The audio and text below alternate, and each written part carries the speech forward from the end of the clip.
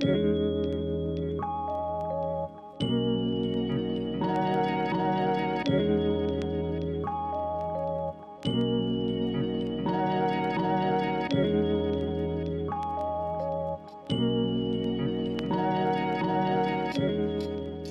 la Angélique du montage, c'est juste pour vous dire que vous allez voir une vidéo que j'ai filmée courant du mois d'avril lors de la réception de mon colis Hurlevent pour le roman de Sarah. Donc je parle au présent en disant que j'ai reçu hier un colis, alors qu'au moment où vous regardez cette vidéo, ça date de l'il y a quelques semaines déjà. Voilà, c'était juste la Angélique du montage afin que vous puissiez vous situer dans le temps. La première partie de cette vidéo se passe en avril à la réception du roman de Sarah. La seconde partie de cette vidéo se passe en juillet à la réception du roman de Juliette Galliani. Voilà, c'est tout. Je vous laisse avec la vidéo. Salut. Bonjour à tous, j'espère que vous allez bien. Aujourd'hui, je vous prends pour une vidéo face cam parce que j'ai reçu un gros colis la semaine dernière que je vais unboxer avec vous. Et ce colis, c'est le petit dernier des éditions Hurlevent. C'est le roman de Sarah, Mrs. Book-Yarmond. C'est celui qui va rejoindre la petite collection ici. C'est un roman que j'ai adoré, dévoré. Il y a plein de choses dans ce roman. Je vais déjà commencer par ouvrir le colis et je vous en parle après.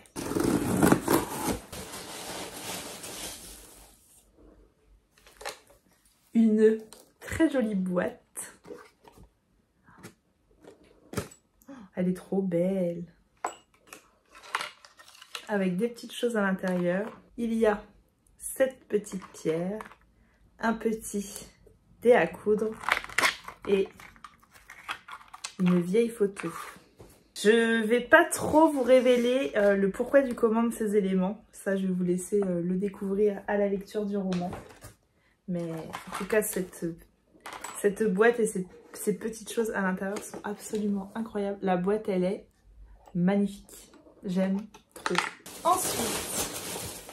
Ensuite, évidemment, nous avons du thé que Sarah va nous chercher à chaque fois. Là, c'est un thé vert B2 genièvre, bourgeon de pin, verveine, groseille, fleur de bruyère. Je vais essayer d'ouvrir, sentir. Ça sent très bon. Donc voilà, 25 décembre, Laponic Green. J'en fous partout. En fait, il y a plein de trucs comme ça dedans. Ceci, je ne sais pas ce que c'est. Et voici le nouveau bébé de Sarah. Les fêlures de Wakefield Manor, Mrs. Book-Yarmond aux éditions Hurlevent. Je vais commencer par vous lire la 4e et après je vous parlerai du roman. 1910, Angleterre, Honoria Belfort, jeune veuve de 27 ans, accepte un poste de préceptrice à Wakefield Manor dans les paisibles Cotswolds. Entre les murs du manoir, les mystères se dessinent et les bouches se condamnent au silence. Et tandis que les cœurs s'embrasent, la tragédie se profile. Deux ailes d'un manoir, l'une habitée par la duplicité, l'autre par les ruines. Savez-vous, saurez-vous trouver les réponses parmi les vestiges du chagrin? Et sur le dos, il y a un petit bout de ma chronique, je suis hyper fière. Il y a un petit bout de la chronique de Laura. Laissez-vous perdre dans la campagne anglaise et embarquez dans cette histoire fascinante. L'autrice se joue de nous avec une intrigue stupéfiante et mystérieuse. C'est un texte digne des grands noms de la littérature britannique. Il y a également la vie de Louise, l'ivresse de lire des livres. Un roman incroyable, sublimé par une plume qui nous emporte. Ce roman est de ceux qui marquent, qui prennent aux tripes un coup de cœur. Et moi, j'ai marqué une autrice de talent avec une expression élégante, des personnages raffinés. Un lieu un peu hanté par la douleur, tout à son image. Aussi entraînant que machiavélique, le rythme soutenu ne laisse pas un instant de répit. Voilà. On est toutes unanimes au niveau des voix, on a toutes beaucoup aimé le roman. Il y a également dedans une très jolie illustration. Et le petit marque-page. Oh là là, il y a un travail éditorial absolument incroyable à l'intérieur.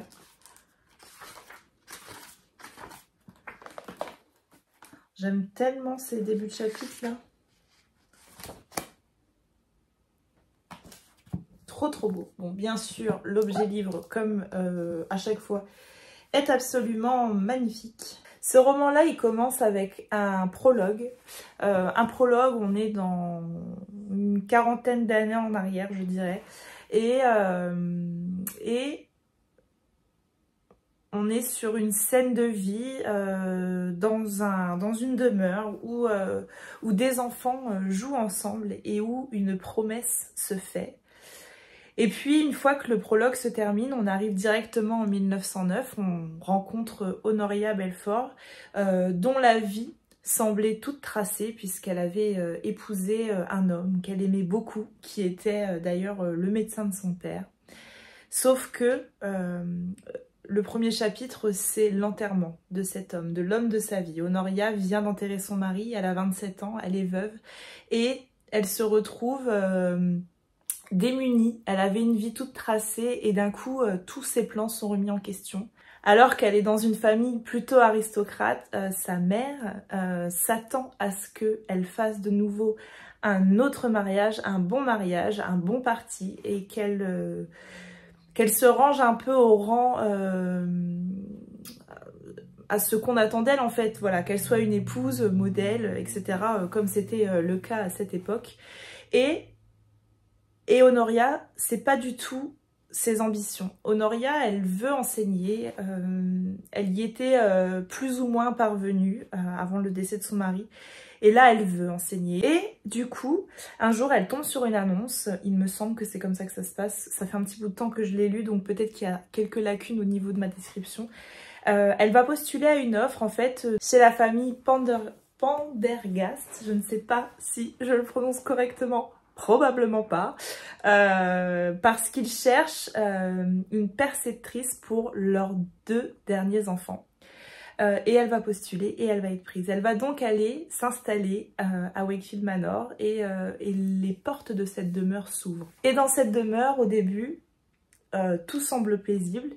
Une vie de famille de châtelain presque, j'ai envie de dire, comme c'était le cas au début des années 1900. Tout semble aller bien dans cette demeure, tout semble aller pour le mieux.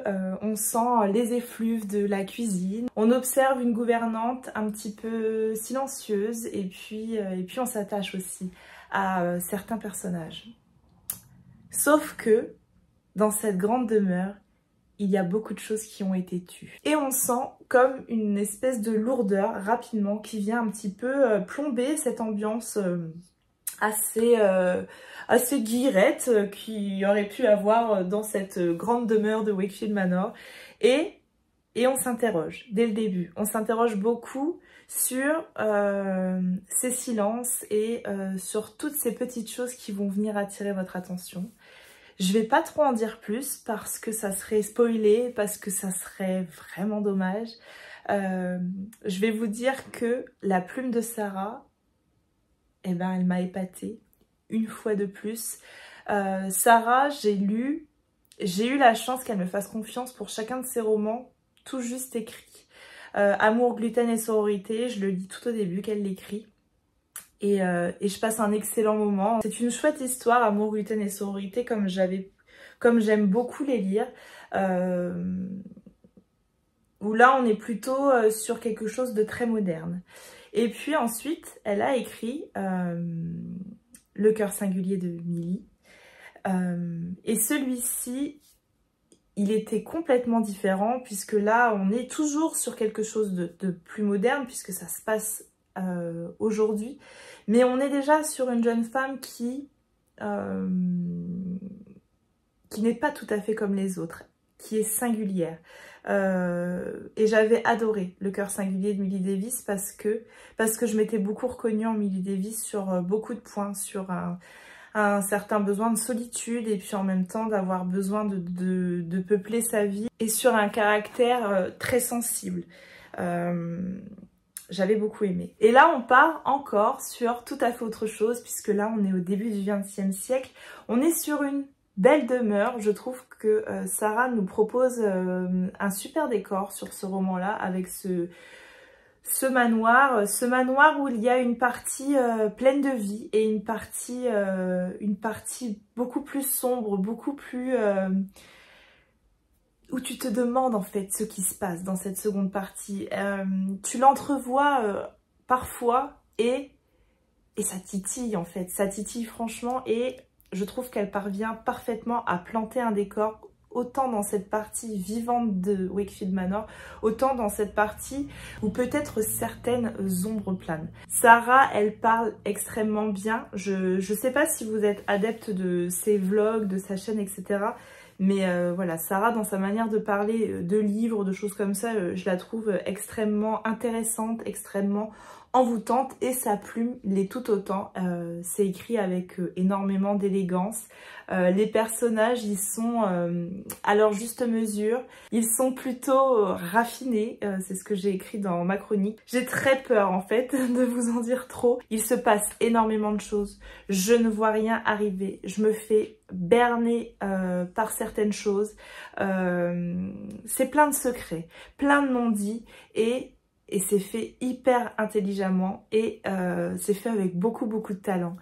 Voilà, c'est ce que je peux vous dire de Wakefield Manor. Et le pire du pire, alors ça je sais pas si je peux le dire, mais je vais le dire quand même, elle l'a écrit en tellement peu de temps. Moi en 15 jours, 20 jours, si je te sors un prologue, on est déjà pas mal quoi. Et elle t'écrit une pépite pareille en même pas un mois. Et ça je crois que ça s'appelle le talent. Voilà ce que je pouvais vous dire pour ma 3e lecture pour les éditions Hurlevent. Je suis toujours aussi fière d'être une voix Hurlevent. Je remercie énormément la maison d'édition de me faire confiance, l'équipe, les filles, elles sont géniales, elles sont en nos petits soins. C'est vraiment une chouette aventure d'être voix Hurlevent, et j'en suis extrêmement fière. Je suis extrêmement fière, extrêmement touchée d'être sur la 4e. Je te remercie énormément Sarah d'avoir voulu poser mes mots sur ta 4e. Ça me touche énormément. J'espère sincèrement que vous pousserez les portes de Wakefield Manor. Il y a des chambres inhabitées dans cette aile un peu particulière. Elle n'attend plus que vous. Je vous reprends, on est un petit peu plus de 2 mois plus tard, et je vous reprends parce qu'en fait je n'ai toujours pas pris le temps de monter cette vidéo au sujet du roman de Sarah, Les Fêlures de Wakefield Manor, et entre temps j'ai reçu un autre colis qui me vient des éditions Hurlevent.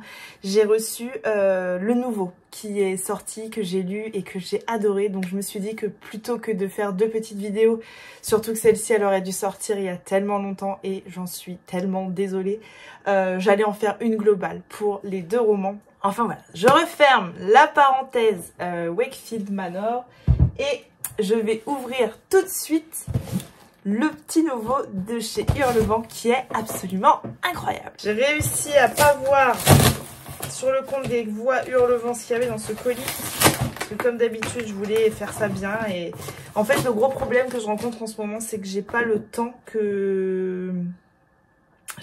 dont j'ai besoin pour faire tout ce que j'ai envie de vous faire sur YouTube et sur Instagram.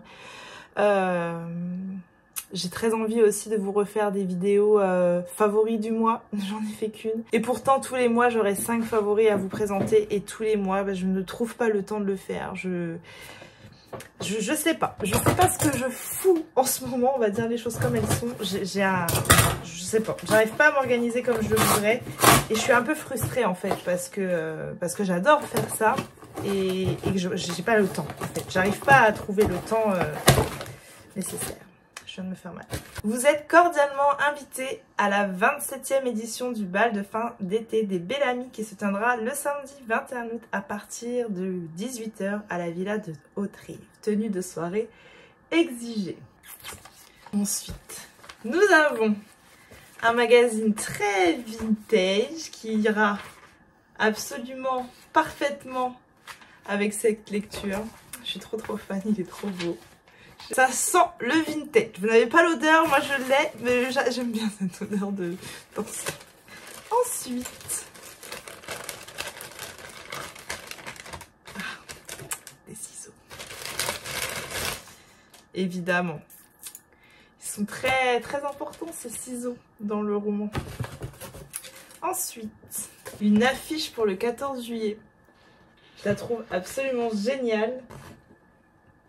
Ils sont si précis, les goodies des colis Hurlevent. À chaque fois, je les trouve absolument dingues, mais vraiment, je sais pas Je sais pas comment elles parviennent déjà à trouver les goodies. Je crois que c'est Sarah qui s'en occupe beaucoup, si je dis pas de bêtises. Je ne sais pas comment elle fait et je ne sais pas comment elle les trouve et je ne sais pas d'où lui vient cette inspiration. Ensuite, nous avons du thé. Oh, thé blanc, champagne, ananas, fraise. Je pense que je peux mourir. Thé blanc, champagne, ananas, fraise. Je crois que je vais aller le goûter immédiatement. J'ai envie d'arrêter l'unboxing de ce colis. Et nous avons donc pour finir, évidemment, cette petite pépite. Nuit d'orage à Haute-Rive de Juliette Galliani, qui donc est paru aux éditions Hurlevent. Bon, déjà, objet livre, magnifique. Les petits ciseaux. Les petits ciseaux, vous allez très rapidement savoir à quoi ils servent si... attendez, je vais allumer mon PC. Vous allez très rapidement savoir à quoi ils servent lorsque vous lirez le roman, puisque je crois que vous le savez dès le premier chapitre. Et ils sont importants. Enfin bref, revenons à l'objet livre, absolument fabuleux. À l'intérieur, il y a le petit marque-page, une très jolie illustration de cette diabolique famille Bellamy. Et les avis des voix Hurlevent dès le début. La mienne, chaque membre de la famille est parfaitement abouti. Les patrons sont taillés sur mesure. Et l'intrigue est cousue à la perfection. L'écriture est fluide, oppressante, diabolique à l'image de cette famille et de leurs domestiques. Non mais il y a encore un travail éditorial de dingue. Regardez-moi cet arbre généalogique au début du roman. Oh là là. Il est trop beau. Été 1954, Lyon. Comme chaque année, l'illustre famille des Bellamy se retrouve dans la demeure de Haute-Rive. Pendant 2 mois, la villa devient le théâtre des réceptions les plus grandioses de la région. Mais derrière les regards affables et les coupes de champagne, les sourires transpirent de rancœur. Et bientôt, les tensions entre les générations enflent au même rythme que la température, jusqu'à l'éclatement le plus funeste. À Haute-Rive, la royauté ne porte pas de couronne. Encore une fois, et comme pour tous les romans Hurlevent, j'ai adoré ce roman. Je l'ai trouvé très bon. Je trouve qu'il est estival à souhait, que si vous devez lire un roman cet été, il faut lire celui-ci parce que vraiment l'ambiance s'y prête. On est sur les vacances d'été, les 2 mois dans ce domaine en 1954 où les cousins, cousines se rejoignent, se rassemblent, où il y a tout un tas de réceptions qui sont organisées et où presque tout est permis entre cousins, cousines, entre frères et sœurs. Il y a des coups bas, il y a des non-dits, il y a tout un tas de choses qui se passent pendant ces vacances d'été et en fait, dès le début, on a la fin du roman. On a la fin du roman et j'adore ces romans-là où tu te dis, mais comment on va en arriver là? Et plus tu avances, plus tu es dans le flou, plus tu te poses tout un tas de questions et tu te dis mais je vais où en fait? Qu'est-ce qui se passe? Qu'est-ce qui s'est passé? Tu es attiré par un personnage où tu te dis ce personnage-là il est pas clair et puis l'autre non plus et puis finalement personne n'est clair. Tu sais pas où tu vas et j'adore. J'ai adoré la construction de ce roman. J'ai adoré la plume de l'autrice. J'ai tout aimé dans ce roman. Vraiment... Et puis l'ambiance. Il y en a qui sont de la team automne, hiver, etc. Moi, j'ai pas de team, j'aime toutes les saisons. Mais je trouve qu'on n'a pas cette saison qui se passe en été sous cette chaleur écrasante et cette tension qui monte autant que la température. C'est exactement ce qui est écrit sur la 4e et j'ai passé un excellent moment. Je vais essayer de vous trouver ma chronique. Alors, les romans qui commencent par une scène sordide sont certainement ceux qui m'embarquent instantanément. Parce qu'elle est mystérieuse et intrigante, j'avais l'envie frénétique de découvrir comment la famille Bellamy allait pouvoir en arriver là, à ce point de non-retour fatal. L'atmosphère s'appesantit au fur et à mesure des chapitres, les coups bas, les mensonges viennent rythmer ces douces vacances familiales. Être compétitif est un vilain défaut, écouter aux portes en est un autre. Les secrets sont brodés au fil d'or, mais même celui-ci est fragile. Chaque membre de la famille est parfaitement abouti, les patrons sont taillés sur mesure et l'intrigue est cousue à la perfection, l'écriture est fluide, oppressante, diabolique à l'image de cette famille et de leurs domestiques. Bref, un roman à savourer tout l'été, la chaleur d'Haute-Rive viendra vous embarquer, les secrets de famille n'ont pas fini de vous accabler, foncez. Voilà, ce que j'avais à vous dire pour cette vidéo. J'espère comme d'habitude qu'elle vous aura plu. C'est un format un petit peu particulier, on change un petit peu de ce que je vous propose d'habitude. N'hésitez pas à prendre le temps de liker cette vidéo, de commenter cette vidéo ou de partager votre instant de visionnage sur les réseaux sociaux. Moi je vous reprends très vite cette fois-ci pour un vlog. Je vous fais des bisous, à bientôt, bye.